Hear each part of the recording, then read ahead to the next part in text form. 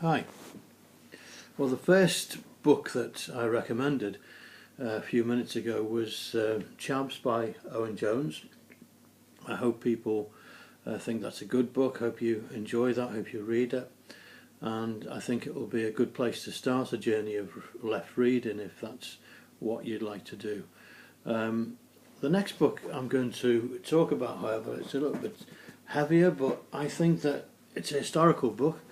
And I think that it's probably a book that certainly I've enjoyed reading, and I think you would find you'll get a lot from it. It is a historical book, as I say, and it's written by CLR James. It's called The Black Jacobins. The Black Jacobins. I'll show you a copy of it there.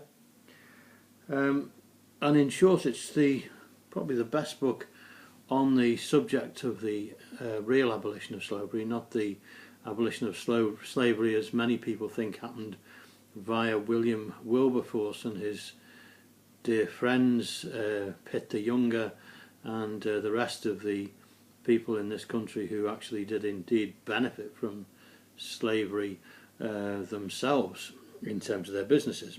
But the real abolition of slavery, which came of course in the island that's now known to us as Haiti.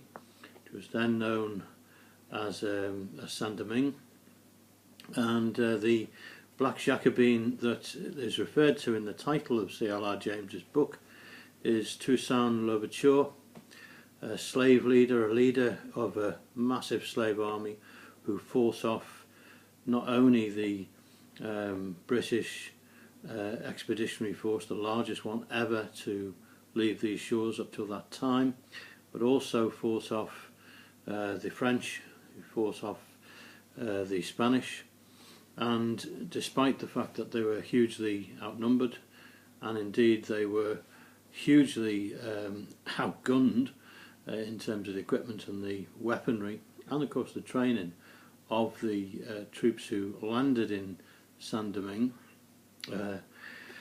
they actually won. They won, and they actually abolished slavery. Indeed, it was declared in the French Parliament and the French Assembly that slavery was abolished, and that was when some of these people who are mentioned in this book actually attended that assembly and pointed out to the revolutionary French at the time that despite the fact that they believed in these marvellous ideas around equality and fraternity and freedom, that it was not free if you were a man or a woman of black skin.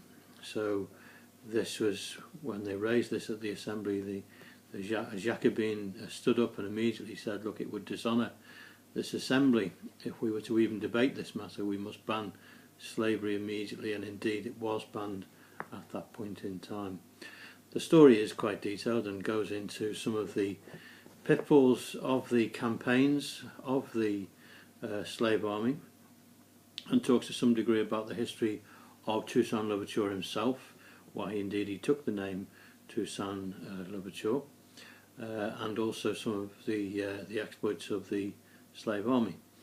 I think you'll find it a good read. It's certainly enlightening, and it's perhaps enlightens us to a part of history that's been often hidden from us, as in many respects is often the case when it's the history of women or the history of black workers.